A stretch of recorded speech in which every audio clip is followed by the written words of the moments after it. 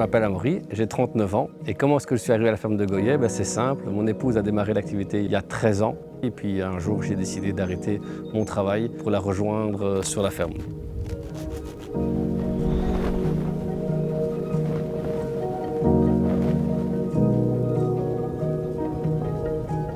La philosophie en termes de production et du magasin a toujours été déjà le légume de saison, bio. On produit une large palette de légumes, donc des asperges, les tomates, les chicons, les poireaux, les haricots, les laitues, enfin voilà, la gamme est très large. On a toujours voulu garder quelque chose à taille humaine, qu'on n'a jamais voulu produire pour des grossistes, ça n'a jamais été la volonté. Et puis après, petit à petit, la production a augmenté et on a élargi la production à des débouchés en B2B, donc principalement une coopérative et d'autres épiceries et magasins.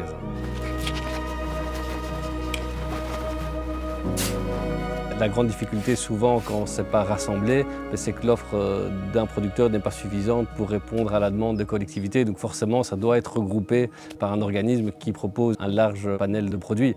La grande difficulté souvent, malheureusement, c'est le prix.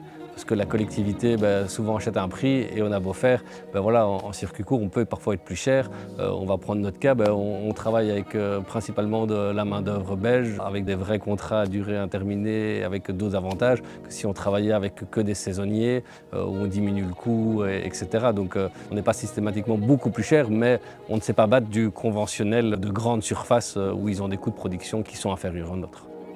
L'autre difficulté qu'on a, c'est que les collectivités, c'est rarement prévisible. Tout d'un coup, un gros volume, mais qu'on n'est pas sûr de revoir la semaine suivante, et donc parfois c'est difficile à planifier. Donc c'est pour ça que c'est important d'avoir encore plus, entre guillemets, un pôle qui rassemble pour pouvoir permettre de répondre à l'offre. Toute l'année, il y en a des légumes et le magasin, maintenant, il en est rempli. Mais c'est sûr qu'il y a certaines périodes de l'année où le choix de légumes est différent. Donc en fait, c'est une question d'habitude. En fait, il faut accepter qu'on ne sait pas avoir de tout le temps.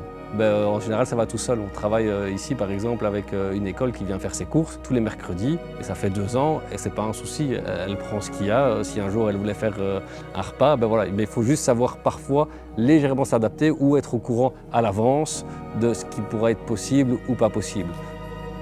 Maintenant, les gens le savent bien. Alors quand on arrive au mois de juin, les gens commencent à avoir envie de tomates. Ça c'est sûr et c'est normal, nous aussi. C'est quelque chose qui se réapprend. Et moi, je prends toujours l'exemple, on a des enfants. Quand on a les premiers raviers de fraises qui arrivent, mais ils sont tellement contents qu'ils mangent un ravier en 3 secondes. Puis à un moment, on se lasse. Et puis ça va être le melon qui va arriver. On va manger tout plein de melons. Puis même chose, à un moment, on se lasse. Et donc en fait, on est content de passer à autre chose. La tomate, c'est la même chose. Les premières tomates, on mange. Mais quand on arrive au mois d'octobre, on ne mange même plus de tomates. Donc en fonction en fait, de la météo, on se rend compte que certains légumes, on n'en a pas besoin.